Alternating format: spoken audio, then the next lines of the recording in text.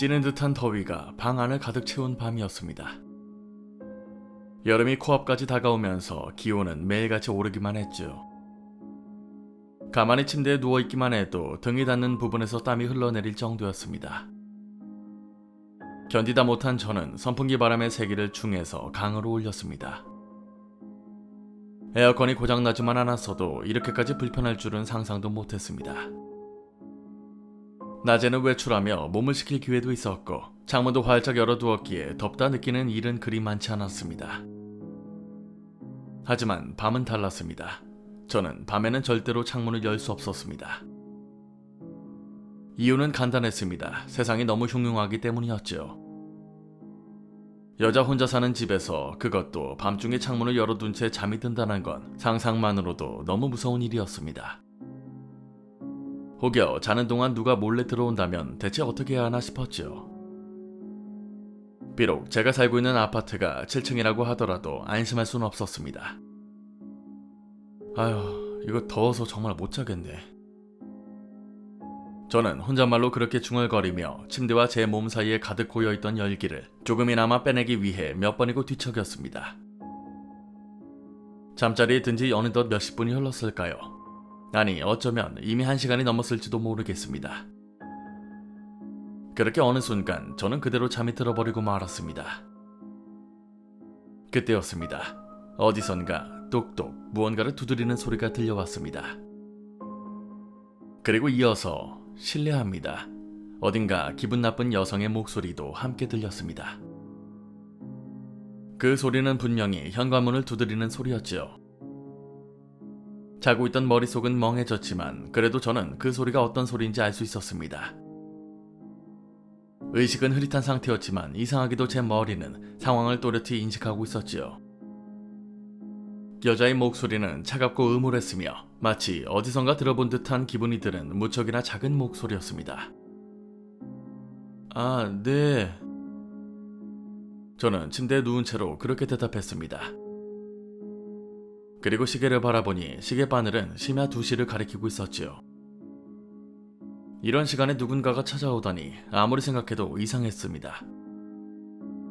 그런데도 제 몸은 너무나도 침착했고 저는 아무렇지 않게 현관 밖의 사람에게 응답하고 있었습니다. 그 상황은 지금 생각해도 정말 이상한 감각이었죠.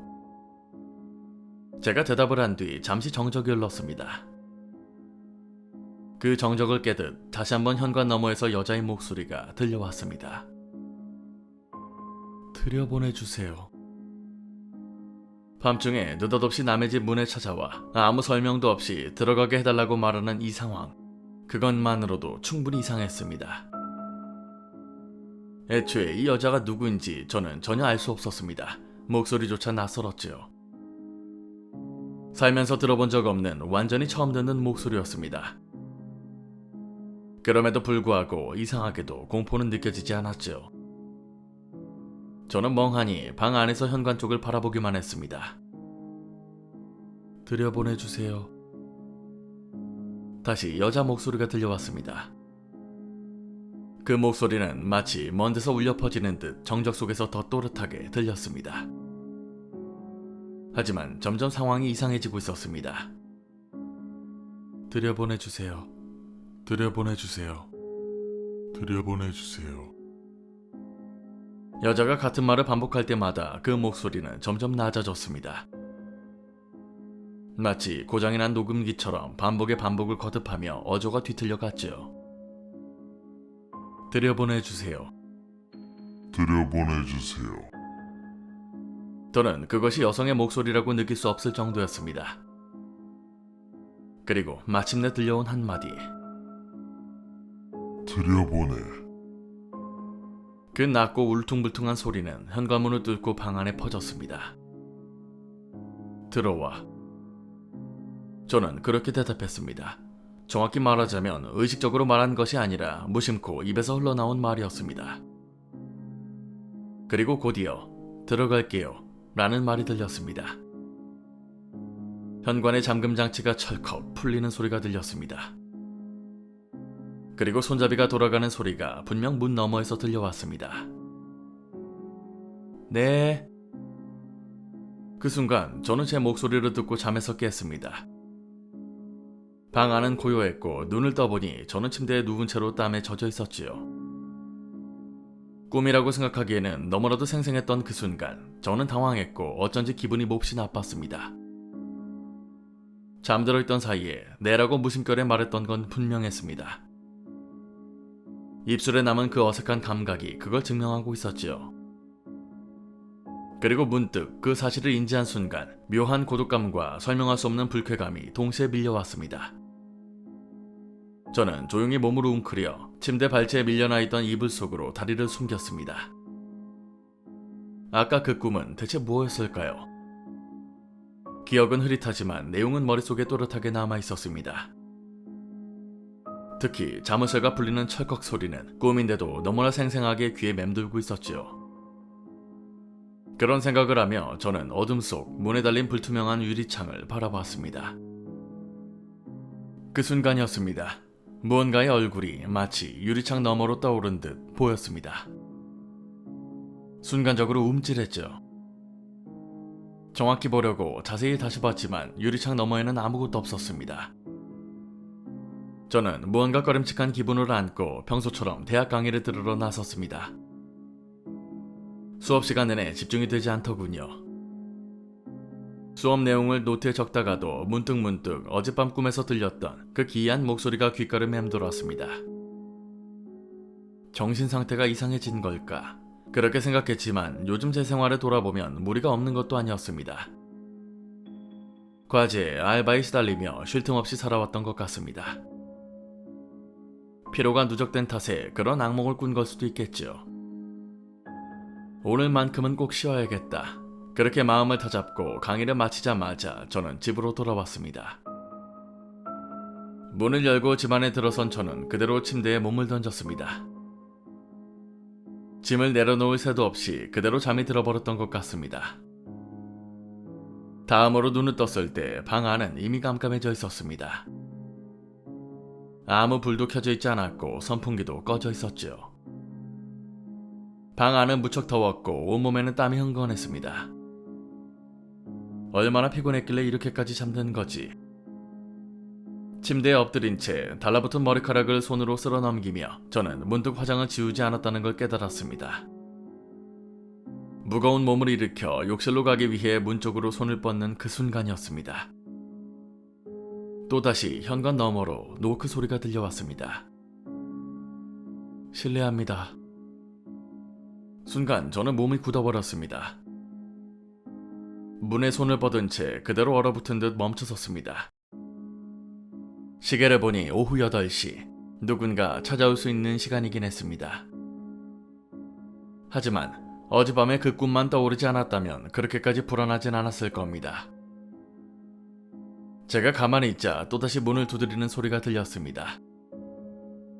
그 순간 저는 반사적으로 불을 켜고 싶었습니다. 그리고 불을 켠 순간 저도 모르게 천장 쪽으로 올려다봤지요. 눈에 들어온 건 믿기 힘든 광경이었습니다. 방 안을 비추는 조명이 붉었습니다. 새빨갛게 피처럼 물든 조명이었지요. 방 안 전체가 붉은색으로 덮인 듯한 기이한 광경이 펼쳐졌습니다. 마치 사진을 현상하는 암실처럼 방은 붉은 안개 속에 잠긴 듯 보였습니다. 저는 혼란스러웠고 조급해졌습니다. 몇 번이고 스위치를 눌러봤지만 붉은 빛은 전혀 사라지지 않았죠. 혹시 눈이 이상해진 걸까 싶어 몇 번이고 눈을 깜빡였지만 바뀌는 건 아무것도 없었습니다. 붉은 방 안에서 제 거친 숨소리만이 메아리치고 있었죠. 실례합니다. 또다시 그 목소리가 들렸습니다. 이번에는 문 바로 앞이었죠. 저는 그 소리에 펄쩍 놀라며 뒤로 물러섰습니다. 이번에는 조금 더 나이 든 중년 여성 같은 목소리였지요. 어제 꿈에서 들렸던 그것과는 같은 소리였을까? 아니, 조금 다르다. 그건 확실했습니다. 분위기가 다릅니다. 뭔지 모르겠는 위화감이 들었습니다. 목소리는 여성이었지만 어제 그것과는 뭔가 확연히 달랐습니다. 들여보내주세요. 그 목소리는 점점 더 기묘하게 변해갔습니다. 정말 감정이 들어있지 않은 기계처럼 반복하는 어조였지요. 들여보내주세요. 들여보내주세요. 들여보내주세요. 그녀는 몇 번이고 똑같은 말을 반복했습니다. 마치 녹음기를 재생하듯 똑같은 간격, 똑같은 억양으로. 그런데 그 목소리는 점점 더 커지고 더 강해졌습니다. 그리고 그 순간 철컥철컥 현관의 문 손잡이가 움직이기 시작했습니다. 들여보내주세요. 들여보내주세요. 들여보내주세요. 문이 열리라는 소리와 감정 없는 목소리가 반복되며 제 정신은 무너져가고 있었습니다. 저는 두 귀를 막고 눈물을 흘리며 뒷걸음질을 쳤습니다. 그리고 그 순간 현관에서 울리던 소리와 목소리가 딱 그 순간 멈췄습니다. 저는 눈을 크게 뜬 채로 그대로 굳어 있었지요. 누군가 바로 이 방 안에서 들어오세요 라고 말한 겁니다. 등줄기를 타고 차가운 식은땀이 흘러내렸습니다. 그 목소리 어디선가 들은 기억이 있습니다. 꿈에서였습니다. 어젯밤 꿈에서 들은 여자의 목소리와 똑같았던 겁니다. 저는 천천히, 아주 천천히 뒤를 돌아 방을 둘러봤습니다. 새빨간 벽지로 덮인 방 안에는 아무도 없었지요.